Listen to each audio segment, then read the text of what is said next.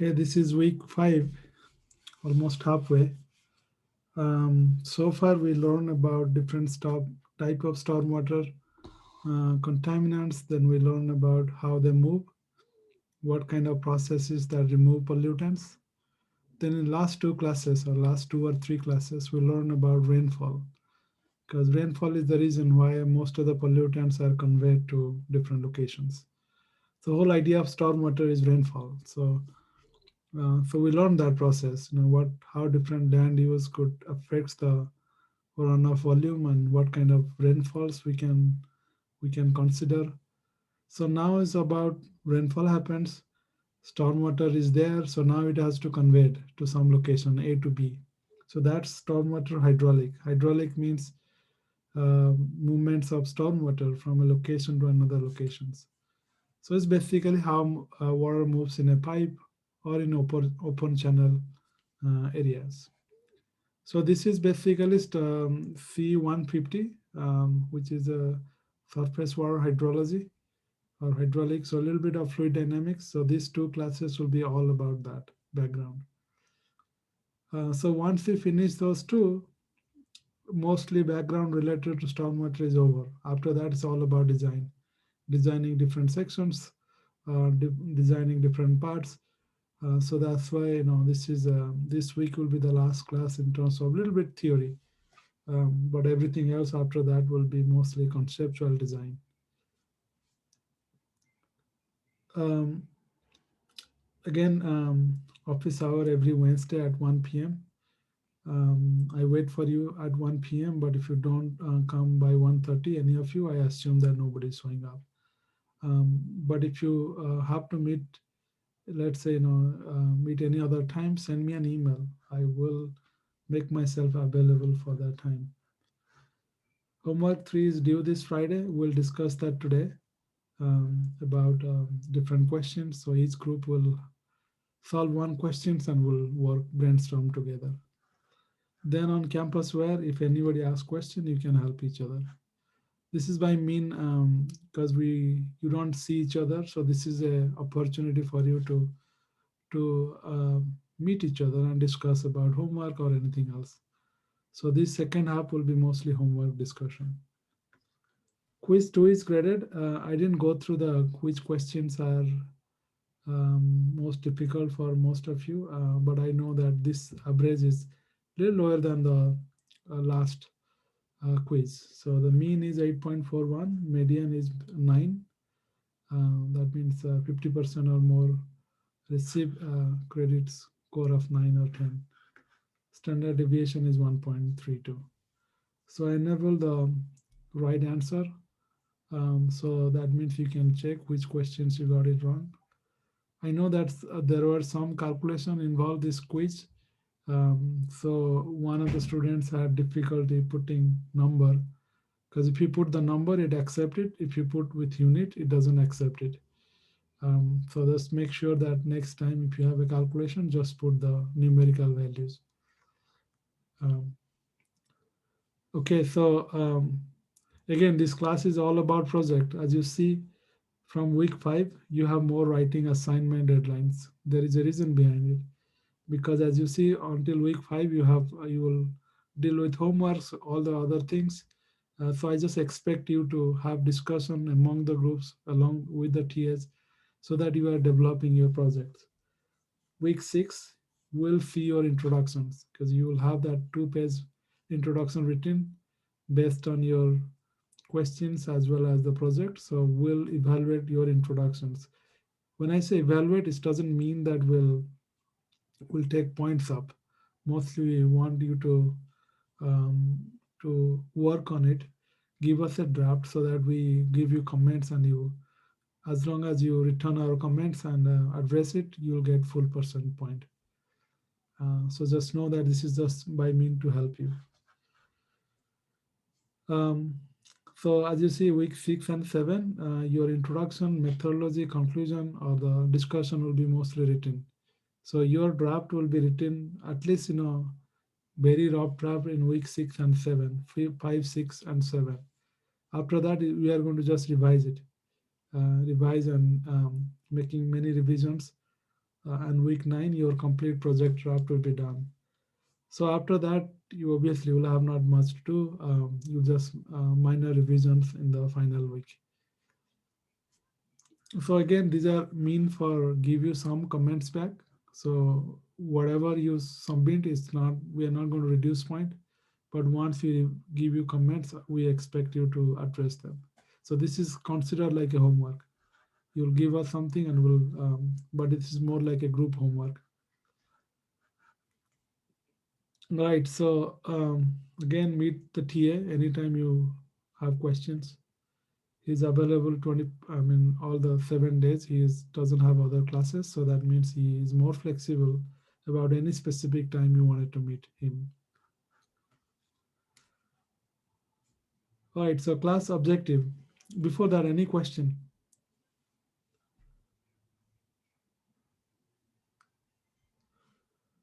All right. So we'll have one more homework um, before we have midterms. So this is the third home. This is a homework 3. Yes.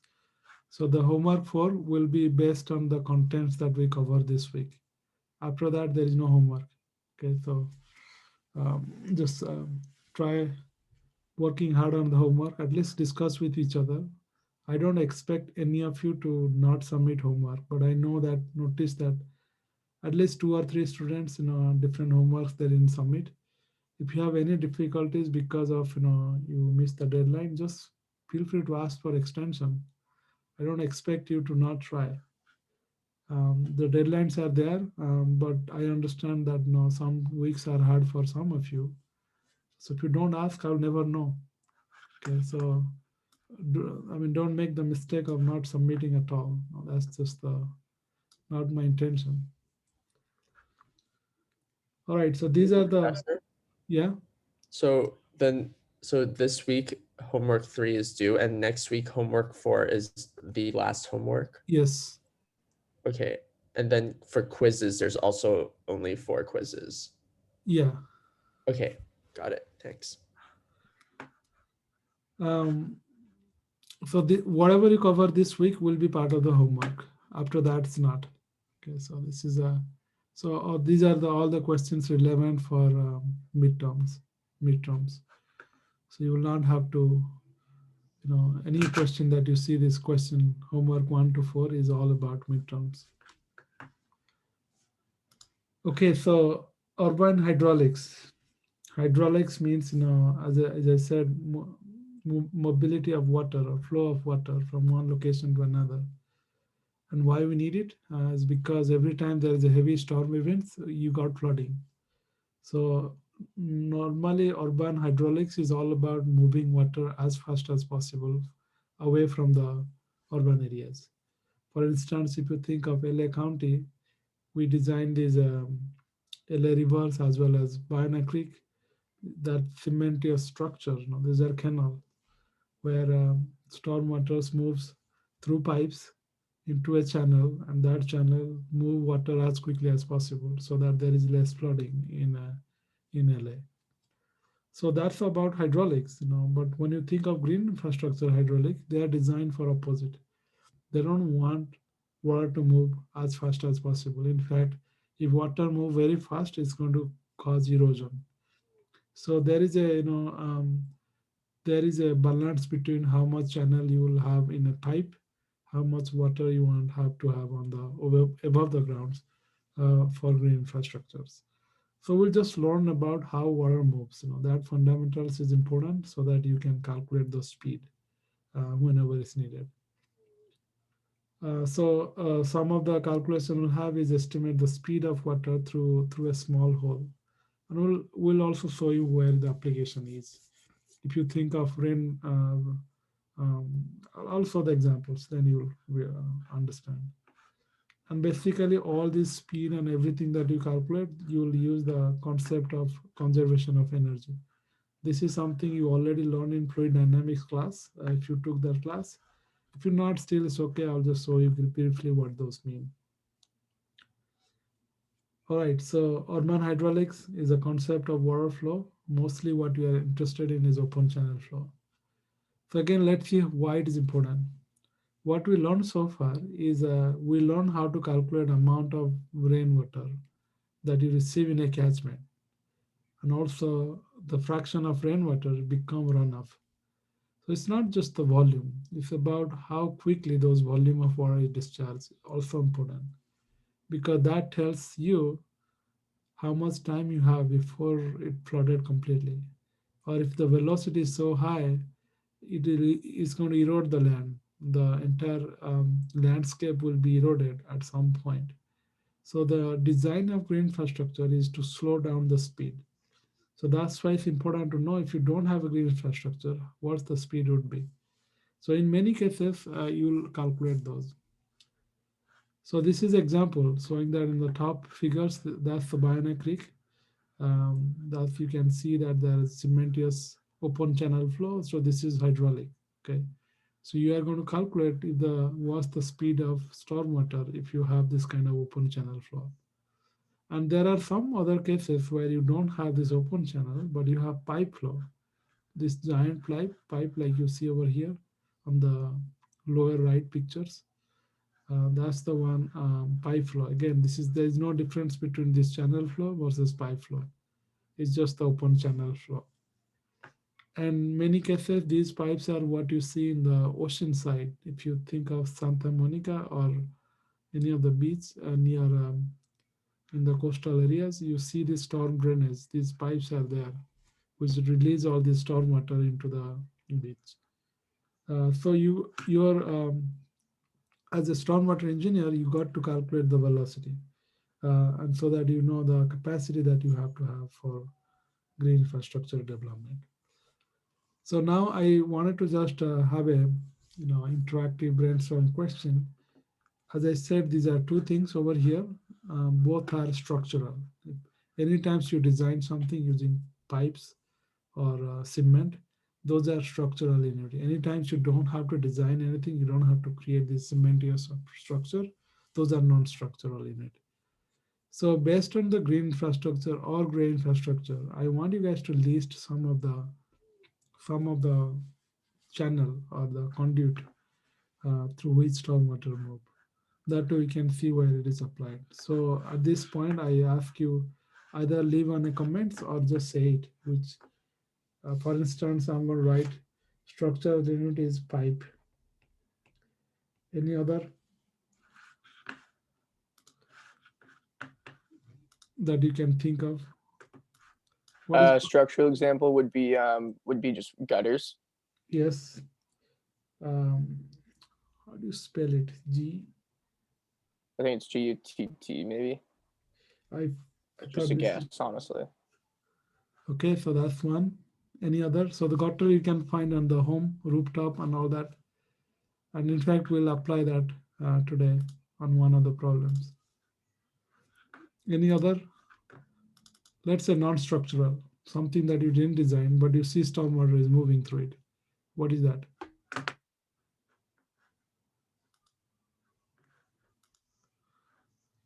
What happens in the roadside? All the stormwater that goes through the system. So aqueduct will be another one. So that's structural.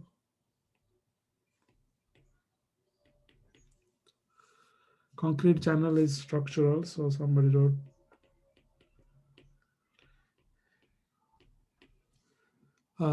Any non-structural.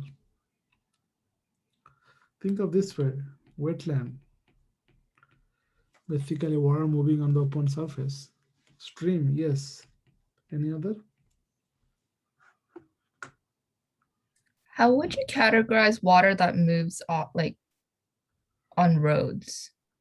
So that's also, yeah, that's something, unless there is a channel, that's a, that's still structural because you design something, right? That if you don't have that space, you'll move somewhere else. So that's more of open channel. But let's ignore the road roadside stormwater.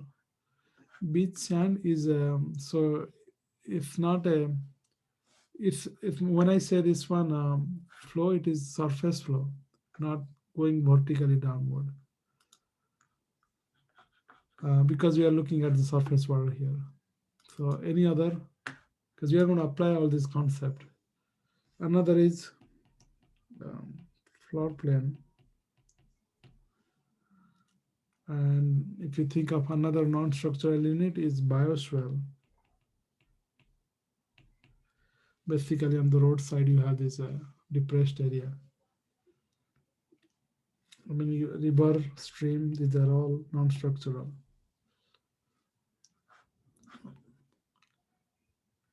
And another thing is you can think of there are manhole.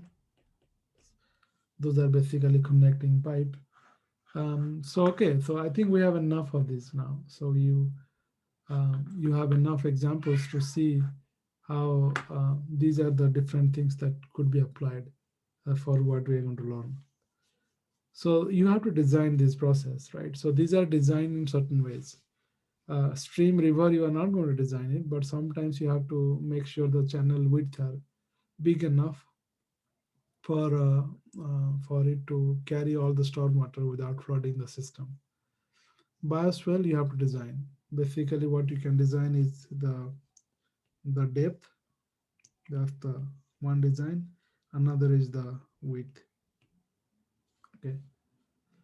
And then obviously also sometimes the slope is important based on where it is. So these, anytime you think of open channel flow, you are looking for those two, depth as well as width. So those two are the parameters, is the design parameters that you are going to use in next class to calculate all these different values. So these two factors is applied for everything else. If you think of pipe, you are looking for diameters.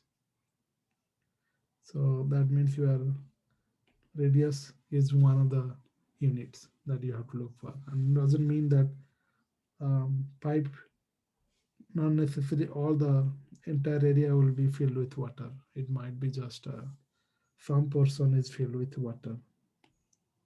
So let's say this is the location we have water. Same thing here, let's say.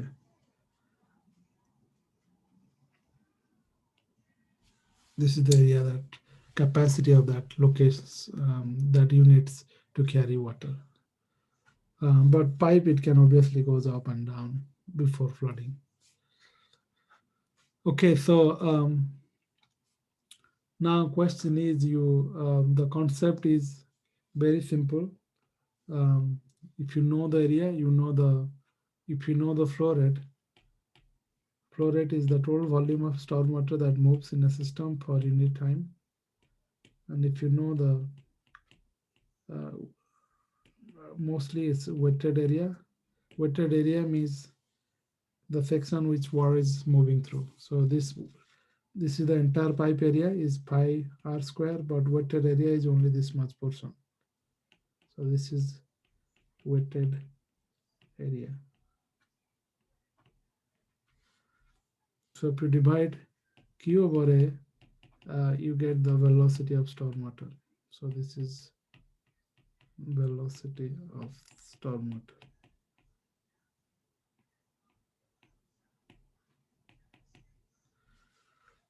Okay. So again, this is important because this velocity will tell you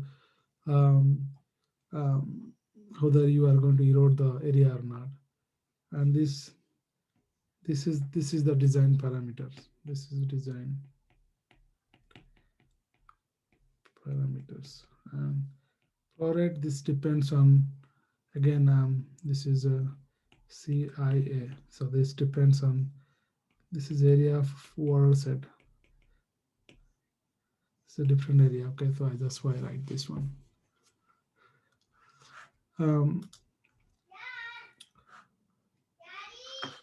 So let me. All right, so that's the concept. So now we are going to look for basic fluid mechanics to understand or calculate this velocity or the pressure and as well as everything else. So this is just one examples of parameters that I want you guys to remember for your homeworks as well as the midterms. A couple of times you'll use those. Density of clean water is 1 gram per centimeter cube.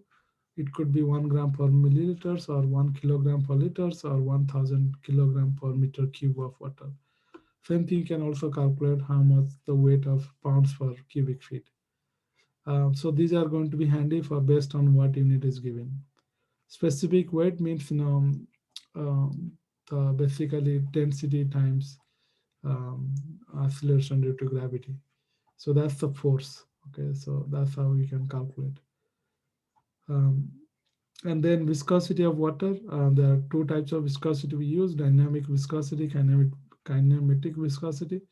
The difference is viscosity normalized to density of water will become kinematic viscosity. So these numbers are constant. I want you guys to find those numbers and write it somewhere if it is needed ever for the midterms. And as long as you write, this is what I assume. So even you a little bit change here and there, we don't take any points off. So this, you should know what those means first. So let's say we can apply this concept. We just learned that the concept of density. Let's apply that for a solving a problem.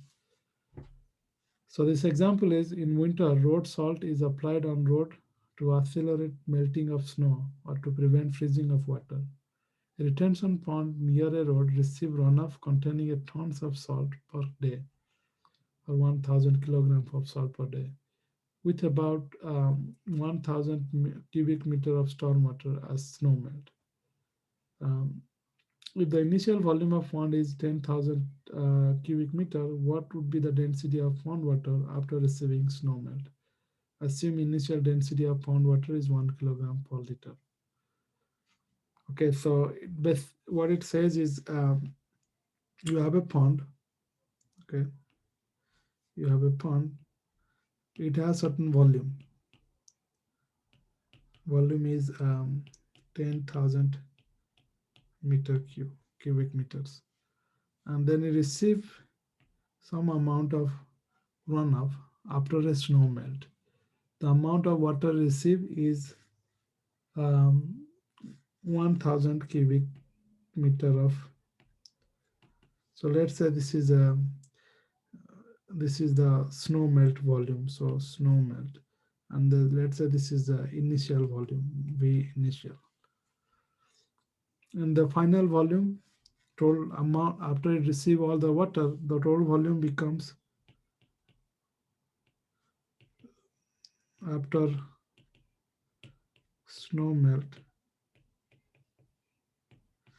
B final is going to be B initial plus whatever the amount you added. So total volume would be 10,000 meter cube plus 1000. So that will be 10,000 plus 1000 meter cube. That will be 11,000 meter cube. Okay.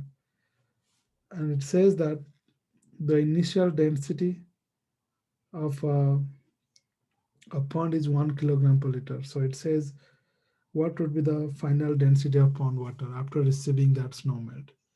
So when you add snow melt, you not only add add water, you also add salt. So that means you have to think of how much salt is there in the system.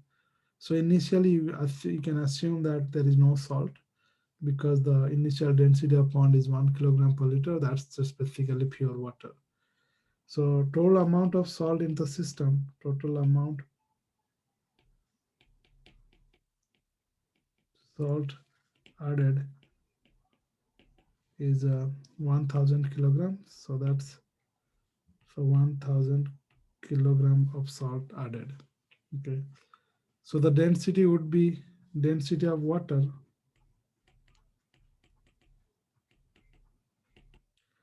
is basically total mass of water including salt divided by total volume of water. So initially you had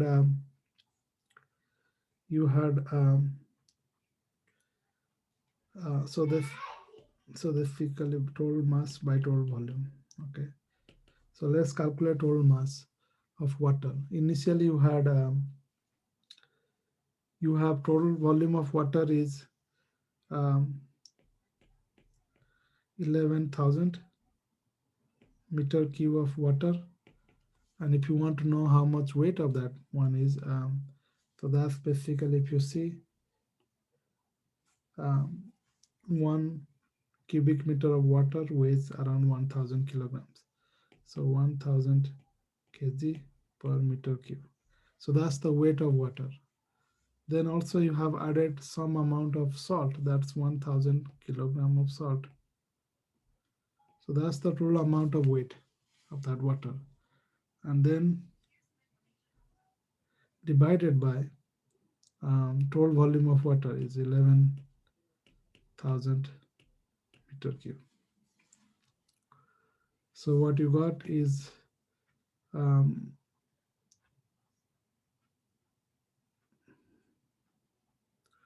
so if you multiply that, you'll get a number. So that's kilogram divided by meter cube, whatever that number is. Okay. So that's the density of water after snow melt. So all you are doing here is that you are calculating the total weight of the water, including the salt, divided by total volume. So that's all you are doing here. Does the addition of salt increase the density of pond significantly, more than 0.1% of? So you know the initial density is this, which is same as 1000 kg per meter cube. Whatever number you get here, you can see whether that's more than 1%, 0.1% or not. You'll find that it's not. Okay. Any question from here? And you'll see that 1000 kilogram of salt is pretty high. If you think a pound, this is more than 2000 pound. So 2000 pound of salt, nobody's going to add for such a small volume of pond. So what does that mean? This question, it means that even you have lots of snow melt after rainfall events or after the snow, after the winter, the amount of salt you are going to add is not going to change the density of stormwater, but it does change the concentration of salt in water or salinity. So it doesn't really, you can assume that the salty water in storm water, it doesn't have much different property as regular storm water because it's very diluted. So that's the whole take home message here. That even you adding so much salt, it doesn't change the density or viscosity that much. So the negative effect of salt is nothing to do with water. It's mostly due to the ability of salt to interfere with other pollutants or the dissolved salt, which you will learn during design time. All right, so next is hydrostatic. So what we learned so far is property of water and how you can use to estimate the basic properties like density and viscosity. Now hydrostatic is basically any stormwater infrastructure, whether it's a tank of water or the detention pond. You have to think of detention pond or any of the structure like this. I'm just creating a hypothetical stormwater infrastructures. So let's say this is your stormwater and you create this channel and you make this river bank, this area, so that you don't have any kind of this is basically protecting the surrounding. So now question is how you can build the system such a way that there is no failure.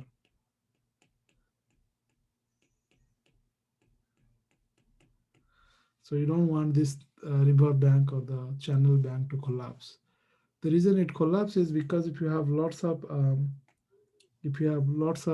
storm water and you don't build it properly, then the pressure over here is going to break this dam. So that's why it's important to understand how you can design the system such a way that it will survive even when this is highly completely filled. So that's related to hydrostatic. Something that you already know in fluid dynamics is very, very basic fluid dynamics. I'm just going to explain it very quickly. So the pressure of water is basically the weight of the water, and weight of the water is depends on how high the water depth is. So if it is tall water, it's very deep. That means all the water columns will be exerting their pressure at the bottom. Um, so the pressure formula is H rho G. So H is the height of water. Height of water. Rho is the density of water. And G is the acceleration due to gravity. So this is gravity, okay, which is 9.8 meter per second square. So if you multiply these two, this is specific gravity. So that's why, a lot of times they are combined because they are constant. Specific density of water doesn't change much. G, or acceleration due to gravity, is kind of constant. At least the same sea level. If you go really top of the mountain, obviously it's a little different, but in most cases you can assume this is constant because stormwater flows in the same height, similar height. It doesn't change that much elevations. So if you combine those things, is basically H, or the height of water, times specific gravity. And so if you know what is conceptually pressure means, that's basically force divided by area of the site on which that force is being exerted. So again, these concepts are kind of you know this before. So if you see why the pressure become H rho G, if you see force equal to mass time acceleration due to gravity divided by area. If you think of mass of water is volume of water times density of water times G by area. So it becomes volume of water divided by area of that locations, rho G. So if you think of this is a water tank and this is the volume, this is the area, then on which the pressure is being exerted, then volume over area is become height, because if you multiply height times area, this is volume. So that's become H rho G. So that's how you come up with this derivation that pressure is height times specific gravity. So next time, if you think of a lot of times we calculate different design, we just look at the height. Even velocity of water, storm water is defined by, or the volume of storm water is defined by height, because the area is kind of designed before. So a lot of times you see this height as a design factors. I explained this one, so I'm not going to explain again, just to show that if you have a stormwater pond, you want to calculate such a way that this can withstand that pressure. Okay, and a lot of times you have also the under drain, so water moving here, so you want to calculate how high the water velocity would be. So let's use another example so that you can calculate this same concept. A reservoir of water is connected to a pipe as shown in the accompanying figure. The pipe valve is closed, preventing any flow. So that's the pipe. This is pipe. Find the water pressure in the center of the pipe at the valve. So it says that at the valve, this is the height. What is the pressure here? The elevation of the reservoir surface is 550 feet. So that means this one is 550 feet. That the center of the valve is 525 feet. So this is 525 feet. So that means the difference between these two height. So this height is 550 minus 525 will be 25 feet.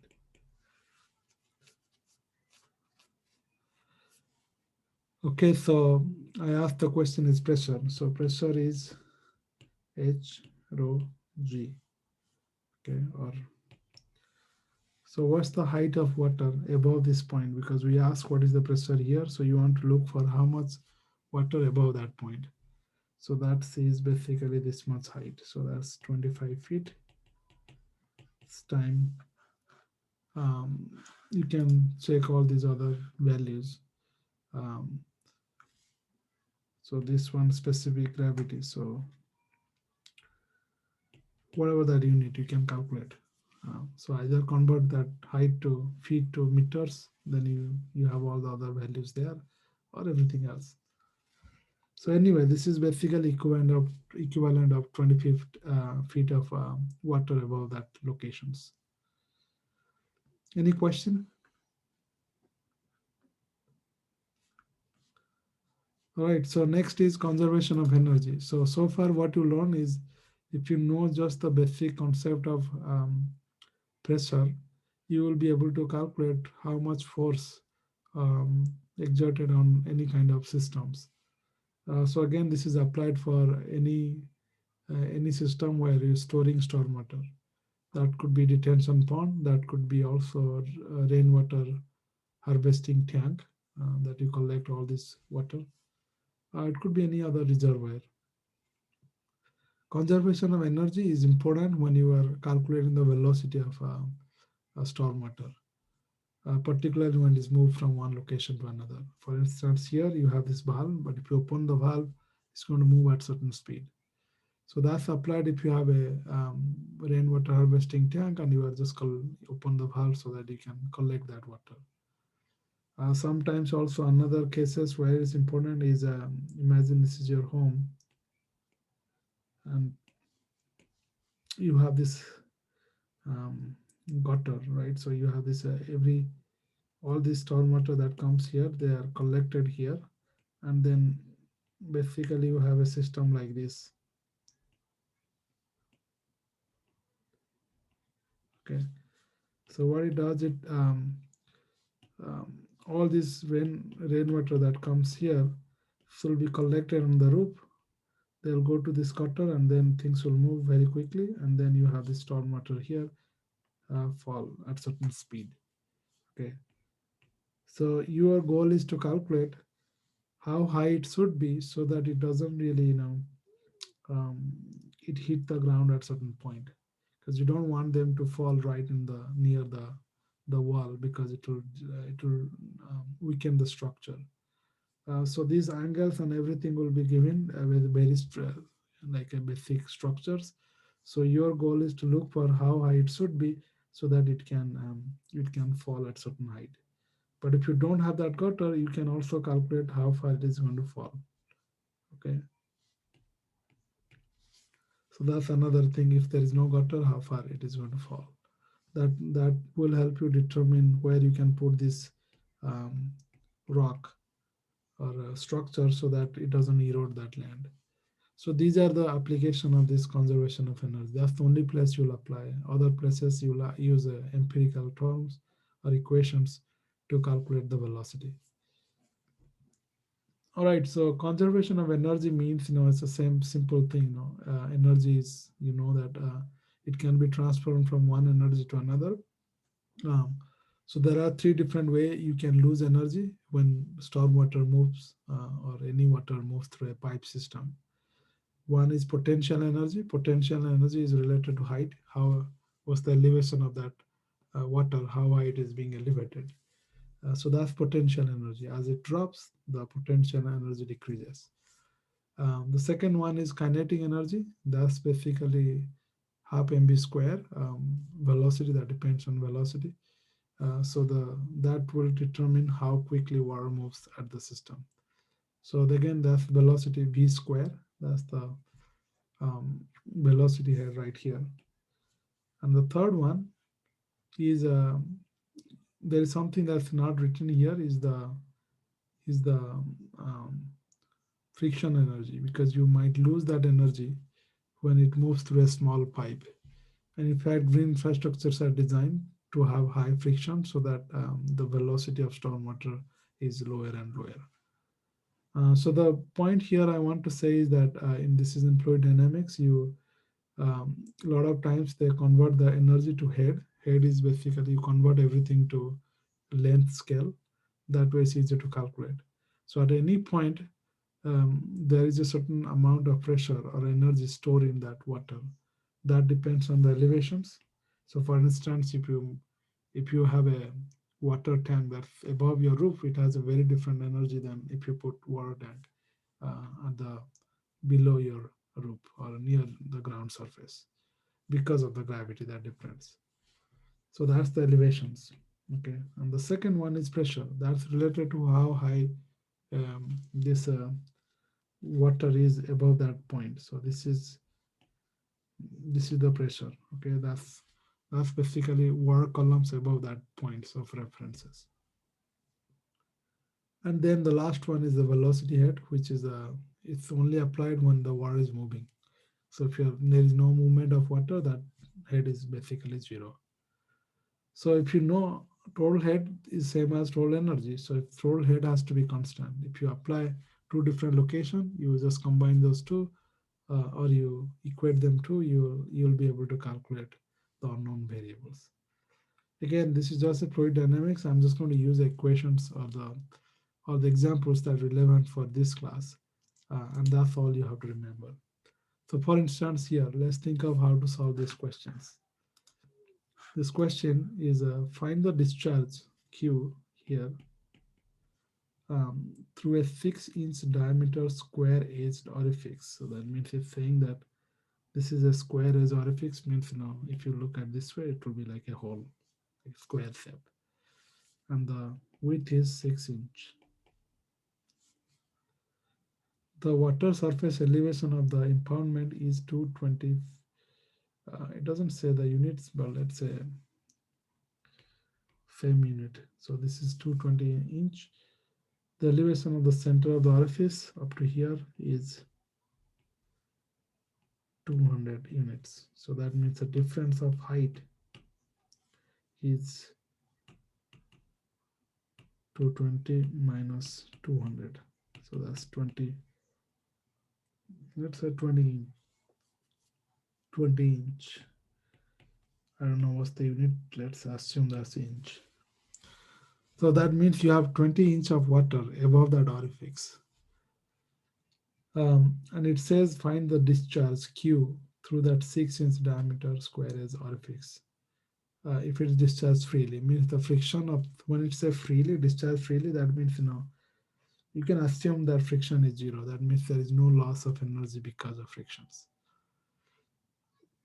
So if you calculate, so let's say calculate how was the Q or the velocity. If you know the if you know the Q, you can calculate the velocity. Q by area is velocity. And area is 6-inch square, so 6-inch square, whatever that Q is. Or another way to say is if you know the velocity, you can calculate the flow rate. So that's velocity times area. Now question is what's the velocity would be here. So let's calculate that based on the what it means that when a water is here, by the time it moves here, the total energy has to be constant. That means here the total energy is elevation head, so that means it's because of that height.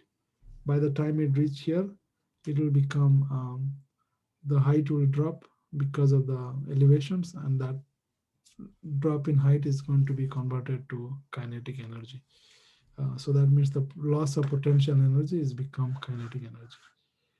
So the way to solve this question is if you think of again, this is just one example. One of the things you can do is you can say, okay, total energy here of the water is same as energy of water here. It's just that it converts from one energy to another. So if you look for here, total energy of water, this E1 is at this point, this spot at A, the energy of water or the head is going to be elevation head G plus P plus kinetic energy. So the total height is the total energy is potential energy, because they are all just there. So that's M or rho G H. That's the H. So that means all the energy is there as a potential energy. That's the height. And by the time it reach here, all the potential energy is gone because that water doesn't have any more things above. It's escaping from the system. So the potential energy is zero. That becomes going to be kinetic energy. That's half mv square. That's the formula for kinetic energy. So that means the total energy has to be equal. Um, so all the potential energy is converted to kinetic energy. That means it's become half mv square. So you calculate velocity would be 2, or if you do this one, I'm sorry, this is potential energy is not, pressure is rho gh, potential energy is mgh, mass time force. Okay, so this is force time displacement. That's the work or potential energy. So if you equate this one, mass cancel out. So this is going to be 2gh. And again, you don't have to solve this one in the homeworks or exams. All I wanted to show here is that if you know this formula, you will be able to calculate the velocity in RFX anywhere. So next time you see anywhere there is a small hole for stormwater, whether it's a gutter flow or not, this is the equation to use. So velocity of that speed um, over here, velocity or here is all related to 2gh. Okay, but in real world, not all the places um, you'll have perfect examples of. Sorry, there is a delay in the screen. Hold on. Okay, so in real world, there will be always a loss of velocity because of friction. So that's why there will be the actual velocity will be less than this value. So that's why in the stormwater area, so a lot of times you multiply a constant, so 2gh. So this is a friction factor, which is less than 1. Okay. There is a delay in screen recording. I see that. All right, so this is all theory related to hydraulics. We don't have any other to understand. So you use this concept to solve some of the question in the homework. So these will be very short questions, and anything else, if not relevant for this class, at least we will not have any question. This will give you enough idea of how to design those locations if you needed to. So that's all for the hydraulic side. Okay, that's the basic thing that we want to discuss. After this, we are going to discuss the homework. So we'll take a break for 10 minutes. When we come back at 5:02 or 03. Then we'll have for homework 3 discussions. There I'll assign you, we'll have 5 breakout room, and each breakout room, you decide which room to join. So basically breakout room 1 means question 1, breakout 2, 3, 4 is question 3 and 4 and 5, like that. So you decide whichever question you have difficulty, you should be there. Also, if you have no difficulty, join any of them so that you can discuss. The idea of this session is to have all of you to meet each other and discuss freely. So I'll give you the questions and or you know the questions. I'll not be any room for first 5 or 10 minutes so that you have conversation between among each other about anything. And then when I join, we'll brainstorm together. If you have already made the solution, we'll just discuss and you can lead. All right, so we'll take a break for 10 minutes now. I'm going to stop recording. Professor, Yeah. I just wanted to ask, so just now for the orifice flow Yeah. example question, are we going to be tested on this in the midterm again? Or is this, how will we be tested on this? Sorry, I got disturbed here with the interruption. So can you repeat the question? Oh yeah, so for the for the question that we were working on just now about Yeah. this. So like how will we be tested on this? Do we need to know like the friction factor and So you'll have this question will be most likely a quiz questions where you'll know conceptually how the velocity will change. You know that velocity will change if the height of water will change. It's a root square, a root, um, and also friction factor. So if there are more friction, the velocity will decrease. okay. So that's But just conceptually, not any other way. But from the conservation of energy slide from the previous slide, we Yeah. learned that total energy, there's potential energy, which we know from this question converted to kinetic energy. Yeah. And then because it's discharging freely, there's no friction energy. But Yeah. you also mentioned pressure energy. So how would that factor into this question? So this is pressure energy that's related to water height, which we use right now. This is elevation, basically where the tank is. As long as the tank in the same elevation, you don't really need to change that G value. Elevation energy is related important if your one infrastructure is on top of mountain, another is the below mountain. Okay. So it's not applied for a small scale system. Elevation is not a factor for a, let's say if you are designing things in a household scale, because household is the same elevations everywhere. Wait, but I'm talking about the pressure energy. Okay, Because okay. Oh, I see. The pressure is basically the how high the water is.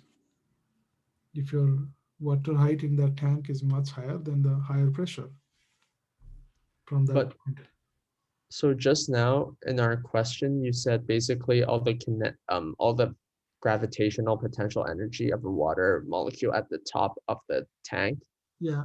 gets converted to kinetic energy when it leaves through the hole. Yes. Yes. So that gravitational potential energy, is it referring to the elevation or is it referring to the pressure?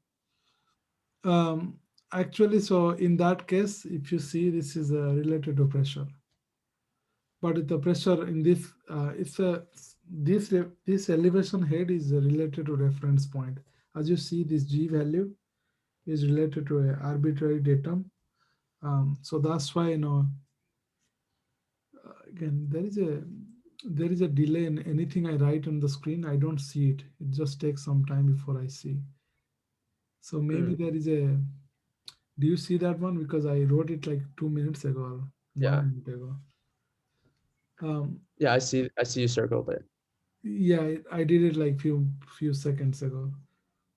So just know that in any kind of system, let's say this tank over here, it doesn't say where is the datum. Okay, again, I go to another screen, it's still not showing. Maybe my iPad is like kind of slow right now. Right now it shows.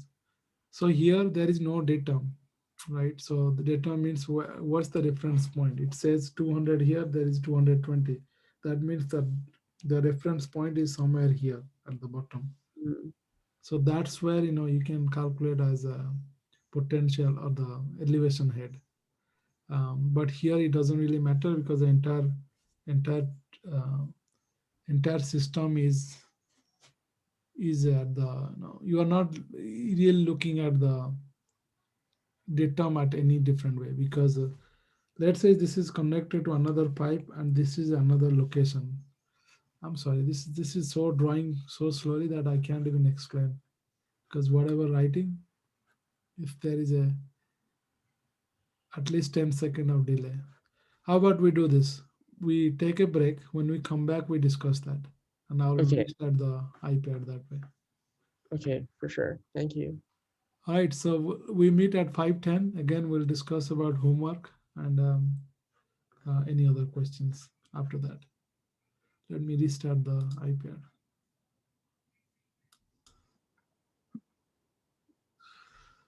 All right, so before the class, we had this discussion about how do you calculate roll head.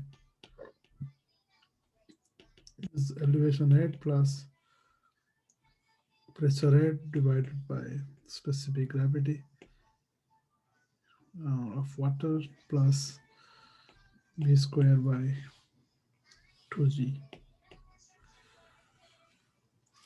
So let's say I asked you to calculate the head here, total head here. That's where you can calculate, you can understand. So first thing is I told head A. So let's calculate what's the elevation head for here. So that means what's the distance of this location from the arbitrary datum. So let's say the datum. So G equal to 1000 meter. Let's say what is the pressure head here. So at this point, you have to calculate what's the amount of water or the height of water. Pressure is basically rho G H, right? Or H is height of water above that point. Above that point. So if I ask you what is the pressure head here, you have to look for how much water is above that point. So at that point, if you see the point A, there is no water. This is the surface. There is no water above it. So pressure head would be 0 because, so that means PA. I'm just going to write this one and then we can come back. So PA is pressure head. So that's rho GH. So that means it's the height of water above that point. So HA equal to 0. So G times 0. So it's 0. So this is 0. And if you see when what's the velocity of the water molecules downward, because it doesn't move up by gravity, it's going to move down. So that velocity is pretty much 0 because even you open the valve over there, the height will drop very slowly. It's not really move that fast. So that's why that velocity you can say negligible. So that is also 0. Okay. So that means your total head is 100 meters. Now, if you are doing the same thing at B, HB, before you open the tank, okay, so let's say what is the, before you open the valve over here, so what's the roll head? First, you have to account for this height, right? So this is your elevation. So that's going to be GB plus pressure at B divided by specific gravity of water plus velocity p square by 2g. Okay, so GB is basically 100 minus 30 because 30 is all the way to the top, so that will be 100 minus 30 meter. If you look at the pressure head at B, that means what's the height of water above it, right? So that will be pressure head is basically rho GH, and rho G is basically gamma times H, height of water. So that will be gamma times height of water above it. So that will be 30 meter of height. Okay, so this pressure is this because you have 30 meter of height of water above it. So gamma cancel, or that specific gravity cancel. Again, you didn't open the valve, so that means there is no water moving from here. So that means the velocity is 0. So you get 100 minus 30 plus 30. So that will be 100 meters. So as you see, the total head or energy are the same. Okay, even though that's moving from here to here. So whatever the elevation head dropped is converted to pressure head as you move down. So that's what it means by total energy or head is constant at every point. So if you lose one head, then it's converted to another head. So that's the whole idea of calculation of those. So I hope this will clarify how you interpret different locations. All right, so I'm going to stop recording now because we are going to go to the breakout room and we'll discuss different questions on homework. So what I'm going to do is going to make a breakout room, 5 breakout room. Again, breakout room 1 means question number 1 of your homeworks. 2 means question 2, 3, 4, 5. You just decide whichever team you want to join. All right, I'm going to stop recording now.